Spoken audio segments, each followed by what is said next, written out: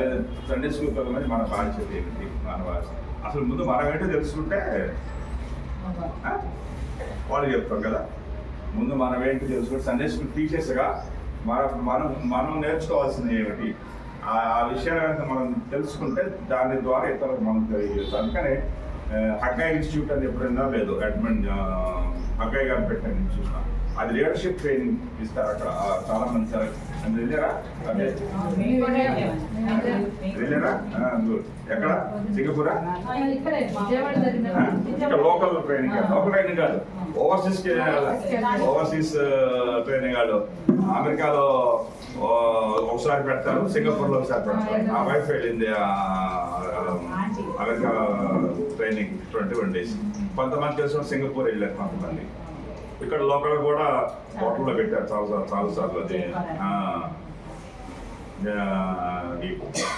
వాళ్ళు పిలిచినప్పుడు నేను కూడా ఒకసారి హోటల్లో వెళ్ళడం చూసామని. కానీ వాళ్ళు ఇక్కడికి వెళ్తే సింగపూర్ కానీ అమెరికా కానీ అటెండ్ వాళ్ళు చాలా బుక్స్ ఇచ్చారు. హగ్గాయ్ రాసినటువంటి బుక్స్ చాలా వాల్యుబుల్ మెటీరియల్. అప్పుడు ఒక లాభం రాదు, ముసాటే చాలా కష్టం. లీడర్ అంటే ఎవరు, ఎలా ఉండాలి, ఏమిటి అనే విషయాన్ని గురించి చాలా అందులో ఆయన రాసిన బుక్స్లో నుంచి కొన్ని నేను రీడౌట్ చేసి వాటిని ప్రిపేర్ చేసి. ఇంగ్లీష్ ఎంతమందికి అర్థించగలరు? అందరూ ఇంగ్లీష్ అర్థించగలరు కదా, no problem. Okay,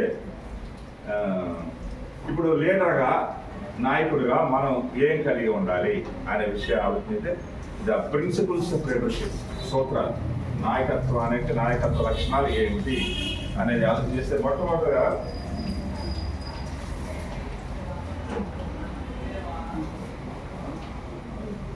vision.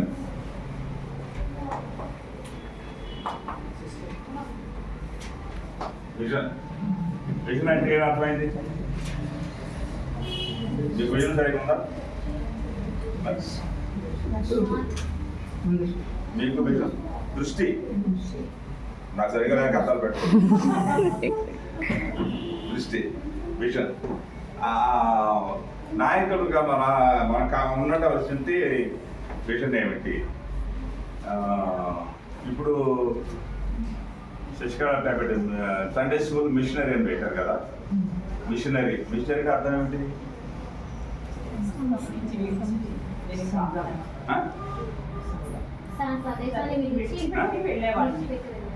Machinery. ఇప్పుడు మన దేశానికి మిషనరీలు వచ్చారు కదా,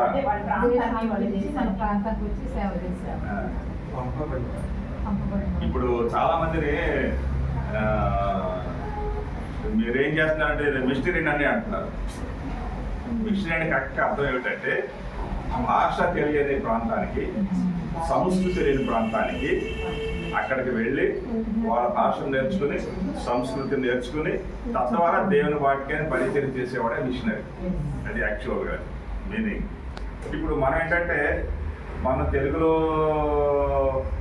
ప్రాంతం, ఆంధ్ర ప్రాంతమైన తెలంగాణ తెలుగు భాష నేర్చిన మన ఇతర ప్రాంతానికి వెళ్తున్నామంటే అక్కడ భాష మనకు సరిగ్గా అర్థం కాలిపోతుంది. ఇప్పుడు మన నెల్లూరుకి వెళ్ళామనుకోండి, నెల్లూరులో చిత్తూరు వెళ్ళామనుకోండి, వాళ్ళ భాష మనకు మాటలే కాదంటాం, అవి అర్థం కాదు. ఇప్పుడు నెల్లూరులో నేను బీఈడీ చేసేటప్పుడు వాడు టైము ఎంత అంటే నేను చెప్పాను 12:30 12 చెప్తాను. ఎంత అంటున్నాడు అన్నీ చెప్పి నాకు అర్థం కాదు. 12:30 45 అంటే చూపించారు చివరికి, పట్టుకోండి ముక్కాలండి అన్న. అంటే ప్రాంతానికి వెళ్ళేటప్పటికి అప్పటికి ఓహో ప్రాంతం మారేటప్పటికి కొన్ని మాటలు, బైబిల్లో కూడా కొన్ని మాటలు మనకు అర్థం కాని ఉన్నాయి. మాటలు తర్జుమా చేసేటట్టు వారు వాళ్ళ ప్రాంతం మాటలు ఉపయోగించారు ట్రాన్స్లేట్ చేసేటప్పుడు. అంచేత ఇప్పుడు మన సండే స్కూల్ టీచర్స్గా ఇతర ప్రాంతాలు వెళ్తున్నామంటే అక్కడ ఉన్నటువంటి పరిస్థితులు మనకు నేర్చుకోవాలి. కనుక నేర్చుకుని వాళ్ళు ఏంటి, వాళ్ళ చిన్నపిల్లలు వాళ్ళ మనస్తత్వాలు ఏంటో మనం తెలుసుకోవాలి. అంటే మన ఇంట్లో పిల్లల మనస్తత్వాలు తెలుసు, కానీ బయట వాళ్ళు ఏంటి మనకు తెలియదు కదా. మనకు ఒక విజన్, ఒక దృష్టి ఉండాలి. ఈ దృష్టికి ముందు ఏంటంటే దేవుడు మనల్ని పిలిచాడు. గాడ్ కాల్ ద లీడర్స్, అది మెయిన్. కనుక మనం లీడర్గా ఉన్నాము అంటే, టీచర్గా ఉన్నామంటే దేవుడి యొక్క పిలుపుని పెట్టి, దేవుడి యొక్క మాట లేకపోతే మనం ఈ పని చేయము. God call. కానీ ఇలాంటి పిలుపును మనం అంగీకరిస్తూ ఉన్నాం కాబట్టి మనం ఈ పని చేస్తాం. ఈ అసలు నాయకులు అవసరమా? అవసరం. ఎందుకు? ప్రస్తుత పరిస్థితుల్లో సంఘాల్లో ఉన్నటువంటి పరిస్థితులు కానీ కావండి, చుట్టుపక్కల పరిస్థితులు కానీ బిడ్డలకు అవగాహన లేదు కాబట్టి వారిని తరబేదు చేయడానికి ముందు నాయకులు అవసరం. కనుక మనల్ని దేవుడు ఏర్పాటు చేసుకున్నాడు. కనుక పుట్టుకతోనే లీడర్లు అవుతారా? అది కదా, ఎవరు కూడా పుట్టుతో లీడర్ అవు. మనం పెరిగి పెద్ద అయిన తర్వాత దేవుడు మనకి ఇచ్చేటువంటి జ్ఞానాన్ని బట్టి కానివ్వండి, లేకపోతే మనం చదివినటువంటి పాఠశాల కానీ లేకపోతే కాలేజీ కానీ అక్కడ ఉన్నటువంటి ఉపాధ్యాయుల యొక్క బిహేవియర్ని బట్టి కానీ మనకి చిన్నకలు చూడండి, యూకేజీ ఎల్కేజీ వాళ్ళు ఇంటికి వచ్చి ఏం చేస్తారు? వాళ్ళ టీచర్స్ అనుకరిస్తారు. వాళ్ళని అడగటం, వాళ్ళకి డ్రెస్ చేసుకోవటం, లేకపోతే వాళ్ళ మాట్లాడిన ప్రయత్నం చేయడం, అనుకరణ, ఇమిటేషన్ అంటాం. కనుక ఇమిటేషన్ అనేది చిన్నపిల్లలు ఎప్పుడైతే అలవాటు పడుతూ ఉంటారో రాను రాను పెద్దవాళ్ళు అయినప్పుడు ఎవరు ఈలాగా నేను ఉండాలి. కనుక మనకి ఎగ్జాంపుల్ ఎవరు? Jesus. Jesus is a great teacher, Jesus is a great leader. ఆయన మించిన లీడర్ టీచర్ ఎవరు లేరు, గొప్ప ఉపాధ్యాయుడు. కనుక టీచర్స్ డే రోజున మనం ఆయన జ్ఞాపకం చేసుకుని ఆయన ఒకసారి సిఎస్ఐ చర్చ్ పిలిచారు టీచర్స్ డేకి మాట్లాడి. Jesus is the great teacher దాని మీద మాట్లాడాను. మొత్తం అసలు ఏమేమి ఆయన ఎలా చేశారు, ఏంటి ఎప్పుడు వినలేదండి మాటలు అన్నారు. అది మరి బైబిల్ చదివితే తెలుస్తుంది. ఇవన్నీ బైబిల్లోని మాటలు నేను సొంతంగా చెప్పినే కాదు కదా. కనుక మనం scripture should learn the scripture చాలా దేవుని వాక్యాన్ని. కనుక లీడర్ అనేవాడు ఏంటంటే ఏమైతే మనం చెప్పాలి అని అనుకుంటున్నామో ఒక విషయం, నేను ఈరోజు దీని గురించి చెప్పాలి నా బిడ్డలకి అనేది ఆలోచన చేస్తూ ముందుకు వెళ్ళాలి. కానీ ఇవన్నీ దేని మీద బేస్ అయింది? ప్రతిదీ కూడా బైబిల్ బేస్.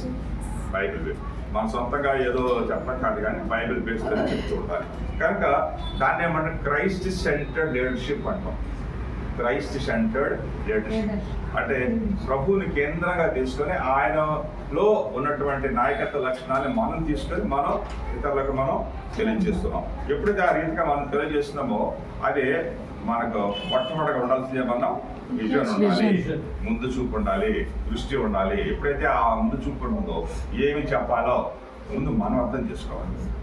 ఇందాక శశికళ చెప్పిందా పాట 2 రకాల యాక్షన్, స్థుతి, ఆరాధన. ఒక జత ఏమో అది యాక్షన్ చెప్తే పిల్లలు ఇమీడియట్గా గ్రాప్ చేస్తారు. ఇంత మనకంటే ఎక్కువ యాక్షన్ చేస్తారు. మనం చూపే యాక్షన్ కంటే వాళ్ళు ఎక్కువ యాక్షన్ చేస్తారు. అది అట్రాక్టివ్ టు ది కాంగ్రిగేషన్. కనుక ఆ రీతిగా ఒక విజన్, ఒక దృష్టి కలిగి మనం ముందుకు పోతూ ఉండాలి. ఎప్పుడైతే మనం ఉంటుందో దానివల్ల ఒక్కోసారి ఇగ్నోరెన్స్ అంటాం, అజ్ఞానం వల్ల కూడా మనం ఒకసారి దారి తెచ్చిపోతుంటామేమో అనేటువంటిది భావన మనలో కలగదు. అంటే ఏమనుకుంటాం, నేనే జ్ఞానవంతురాలని, నాకంటే ఎవరు లేరు, నేనే బాగా చేస్తాను అనేటువంటి భావన మనలో ఉండకూడదు. అది అజ్ఞానం అంటాం. So take away this ignorance అని చెప్పి అంటాడు.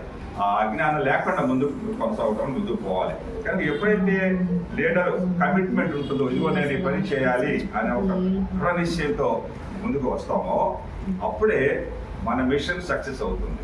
మనం చేసేటువంటి పరిస్థితి, మనం చేసేటువంటి కార్యక్రమాలను కూడా విజయవంతం అవుతాయి. ఆ కమిట్మెంట్ అనేది లేకపోతే కమిట్ అవ్వడం బట్టే దూర ప్రాంతానికి రాగలిగాం. ఏ వెళ్తామలే ఎంతో చిత్తూరు నుంచి విజయవాడ పోవాలి, ఎందుకు పోవాలనేటువంటి భావన ఉందనుకోండి, వారు రాలేరు అక్కడి నుంచి. మరి కమిట్మెంట్, నేను వెళ్ళాలి, నేర్చుకోవాలి, నేర్చుకున్న దానిని మా బిడ్డలకు తెలియచేయాలి. అది మన యొక్క విజన్ కలిగి ముందుకు వెళుతూ ఉండాలి. ఎందుకు ఇంపార్టెన్స్ అంటే మన బాధ్యత ముఖ్యంగా. ఇది responsibility of every teacher to teach good things or exact things from the Bible to the children. అది ఆ రెస్పాన్సిబిలిటీ, బాధ్యత లేకపోతే మనం ఏ పని కూడా మనం చేయలేము. ఈ రీతి ఆలోచన చేస్తున్నప్పుడు ఒక్కోసారి విమర్శలు కూడా వస్తాయి. అబ్బో ఈయన చెప్పేది, ఈయన చెప్పేది మేము చెప్పలేమా, వాళ్ళు చేయలేరు. మాట అంటే అది తేలిక కదా, మాట అంటే తేలిక. ఇవాళ ఏ డ్రెస్ వేసుకొచ్చిందండి, ఈ రేట్ వేసుకొచ్చాను ఇది. ఎందుకంటే నేను చాలా సంఘాలు పెడుతున్నాను కాబట్టి ఇవన్నీ వినపడతా ఉంటాయి. నవ్వుకుంటారు. అంటే వాళ్ళ ఇగ్నోరెన్స్ అంతే. వాళ్ళు చేయటం చేత కాదు, చెప్పడం చేత కాదు, చెప్పేవాళ్ళని విమర్శించాలి. కానీ ఎలాంటి విమర్శ అంటే సద్విమర్శ, కన్స్ట్రక్షన్ క్రిటిసిజం అంటాం. సద్విమర్శ అంటే మనం చెప్పేటువంటి మాటలను బట్టి ఓహో మీరు చెప్పే విమర్శిస్తున్నారుగా, కాబట్టి దీనికి ఏంటి ఎలా ఉండాలి. ఇప్పుడు ఇందాక నేను ఒక మాట చెప్పాను, చెయ్యి శశిగా చెయ్యి బాగా ఫుల్గా పాడు, 2 చేతులు చాటారు, కొంతమంది సగం పెట్టారు చెయ్యి. మరి పిల్లలకి టీచర్ ఏమో ఫుల్గా చెప్పారు, కొంతమంది వివరేటప్పుడు ఎలా ఉంటుంది, కన్ఫ్యూజన్ అయిపోతుంది. కానీ అదే కాకుండా ఏంటంటే ఆ విధంగా మనం విమర్శ సద్విమర్శ అంటాం, కన్స్ట్రక్టివ్ క్రిటిసిజం. దానివల్ల మనం నేర్చుకుంటాం అంతే. ఓహో నేను పొరపాటు చేశాను కనుక దీన్ని నేను సరిదిద్దుకోవాలి అనేటువంటి జ్ఞానం మనకే దేవుడు మనకు కలుస్తాడు.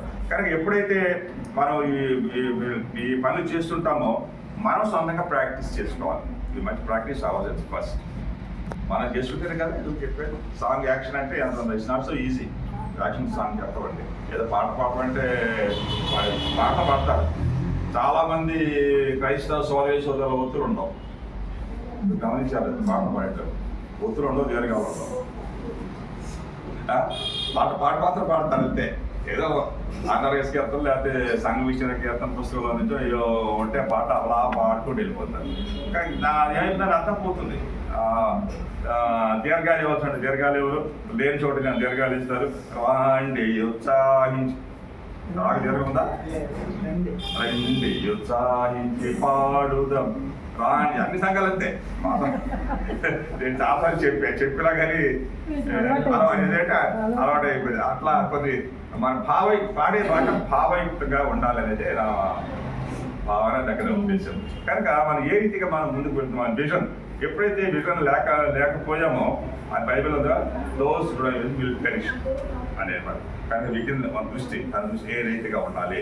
రెండవదిగా చూస్తే గోల్ సెట్టింగ్.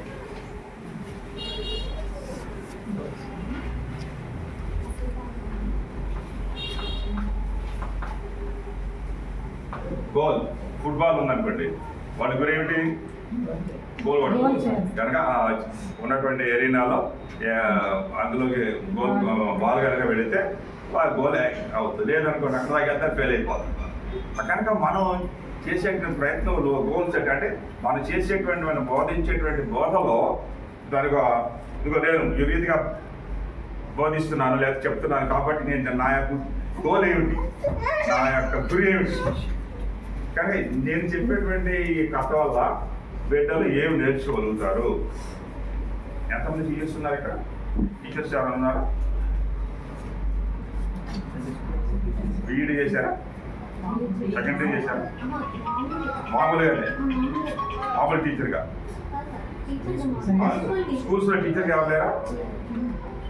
స్కూల్స్లో మీరా ఎక్కడ చేశారు? టీచర్ ట్రైనింగ్లో లెసన్ ప్లాన్ అంటూ ఉంటుంది. లెసన్ ప్లాన్ తయారు చేయాలి.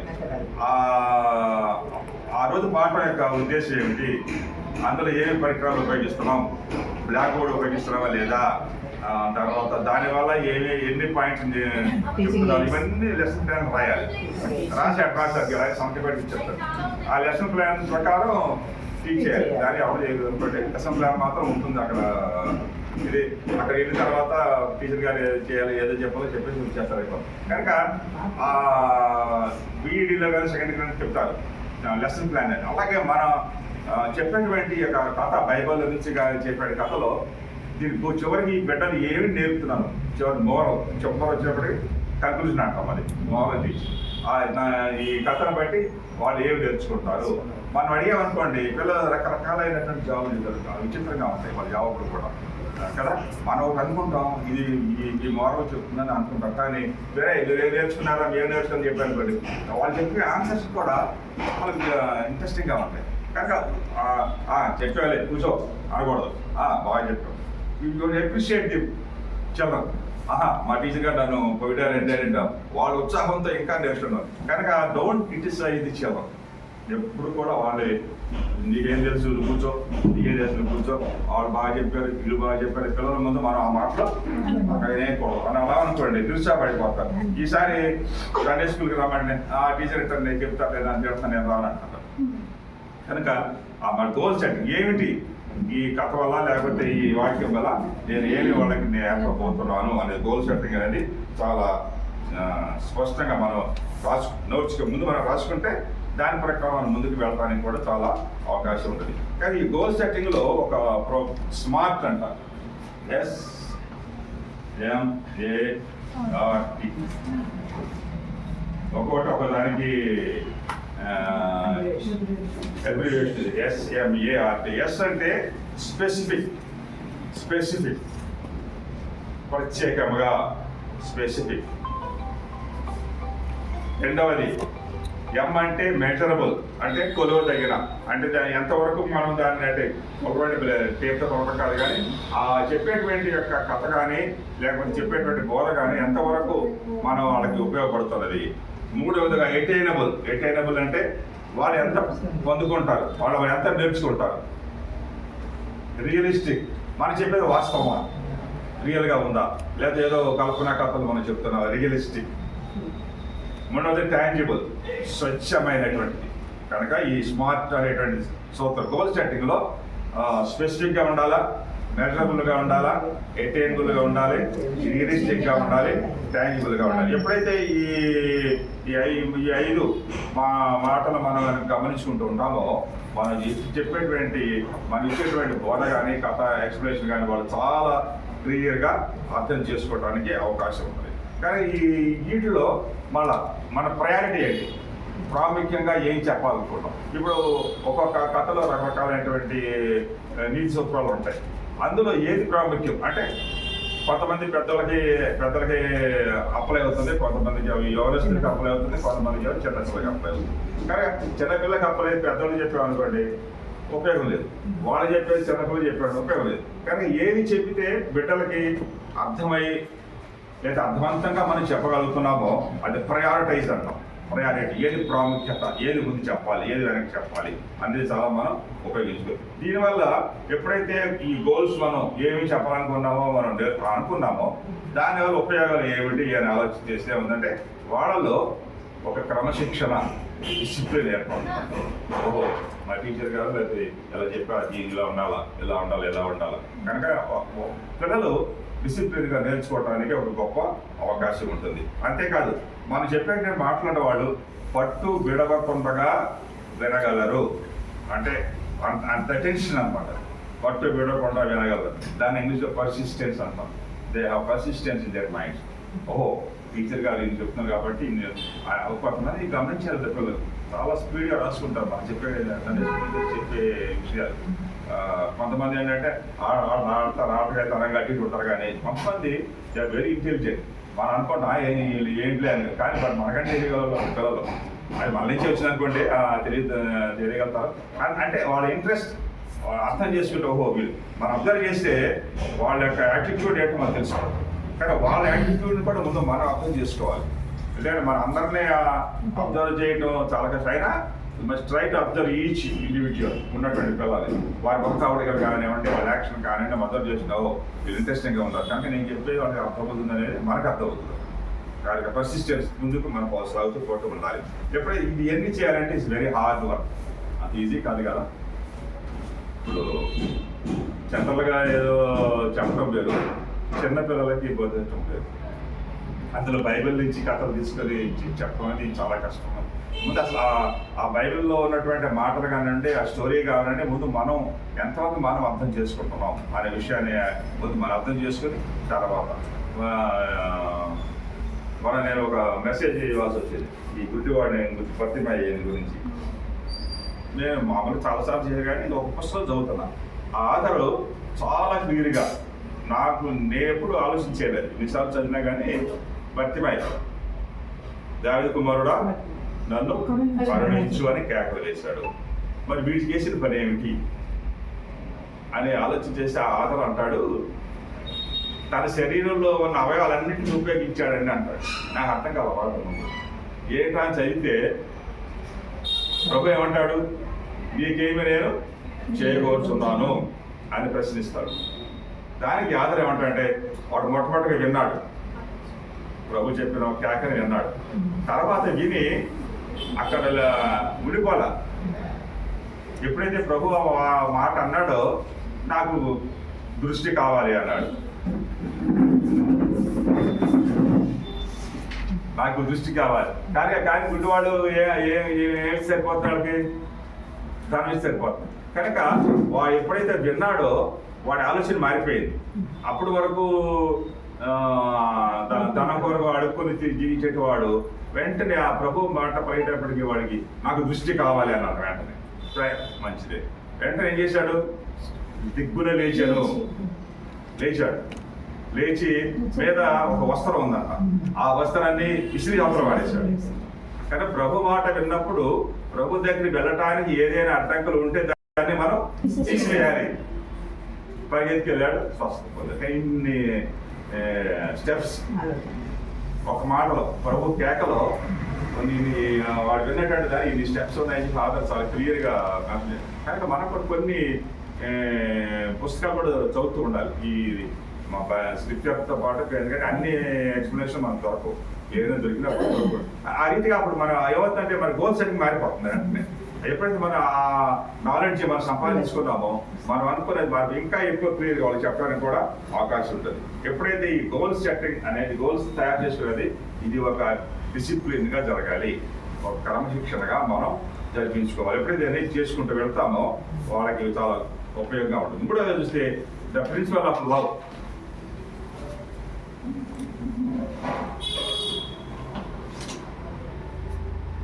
Principle of love. 143. చూసుగా ఐ లవ్ యూ 143 అనగానే 143 అని చెప్తే అలాగే అర్థం కాదు. కనుక ముందు బిడ్డల ఎడల మనం ప్రేమ కలిగి ఉండాలి. ప్రేమ అంతేగాని కస్టమైజ్ అన్నప్పటి రెండో రోజులు ఒక సండే స్కూల్కి రాడు. కనుక ప్రిన్సిపల్ ఆఫ్ లవ్ అది కలిగి ఉండాలి. ఎప్పుడైతే అది లోపిస్తుందో అది చాలా అంటే వచ్చేవాడు కూడా మనం దూరం అయిపోవడానికి కూడా అవకాశం ఉంది. ఎప్పుడైతే ఇది ఉంటుందో ప్రతి ఒక్కరు కూడా అది గలతీ పత్రిక 5వ అధ్యాయం 22, 23 వచ్చాయో మనకు తెలుసు కదా. Joy, peace, long suffering, kindness, goodness, faithfulness ఇవన్నీ ఉండాలి అని చెప్పేసి పౌలు భక్తులు గలతీ పత్రికలు చెప్పే విధానంగా ఇవన్నీ జాయ్. దానివల్ల అంట joy is a loves music అన్నాడు ఒక ఆయన. Peace is a loves agreement, long suffering is a love's endurance, kindness is a love's service, goodness is a love's deportment, faithfulness is a love's measure. కనుక ప్రేమ కలిగి ఉండాలి అని ఎన్ని explanation అన్ని వాళ్ళు చెప్పాల్సి వస్తుంది, మనం నేర్చుకుంటే సరిపోతుంది. కనుక బిడ్డలతో కూడా ఎప్పుడు కూడా ప్రేమగా మాట్లాడాలి. కనుక మృదువైన మాట కోపమును చలాస్తుంది. పెద్దతో ఉన్నప్పుడు అట్లా ఉండాలో, బిడ్డలతో ఉన్నప్పుడు ఎవరితో ఎలా ఉండాలో అది మన బైబిల్ చాలా స్పష్టంగా తెలుస్తుంది. కానీ ఎప్పుడైతే మనం ప్రేమగా కలిగి వాళ్ళకి ప్రేమ చూపిస్తున్నామో, అమ్మ మా టీచర్ ఎంత మేమంటే ఎంత ఇష్టమండో అని అంటారు. అదే డిఫరెన్సెస్ చూపించాం అనుకోండి తెలిసిపోతుంది వాళ్ళకి. ఓహో మేమంటే ఇష్టం లేదు అంటాంలే అని ఒక నిర్లక్ష్యం వాడే. అది లేకుండా ముందు మనం must have principle of love. తర్వాత 4వది ప్రిన్సిపల్ ఆఫ్ హ్యూమిలిటీ, అణకువ, వినమ్రత, లేకపోతే గౌరవం లేకుండా అంటుంటా. సండే స్కూల్ టీచర్గా నేను చెప్తాను కాబట్టి నాకంటే ఎవరు చెప్పలేరు, నేనే గొప్ప టీచర్ని అనేటువంటి భావన మనలో ఉండాలి. ఎప్పుడైతే ఉందో ఆ పతనం ఆరంభమైపోయినట్టే లెక్క. కనుక గర్వం నాశనం నడుపును అనేది బైబిల్లో చాలా స్పష్టంగా తెలుస్తుంది. కాబట్టి హ్యూమిలిటీ అనేది చాలా, ఎప్పుడైతే ప్రేమ కలిగి ఉంటామో నెక్స్ట్ స్టెప్ ఆటోమేటిక్ హ్యూమిలిటీ వచ్చేస్తుంది కదా. హ్యూమిలిటీ అనక వస్తుంది. కానీ ఎప్పుడు ఈ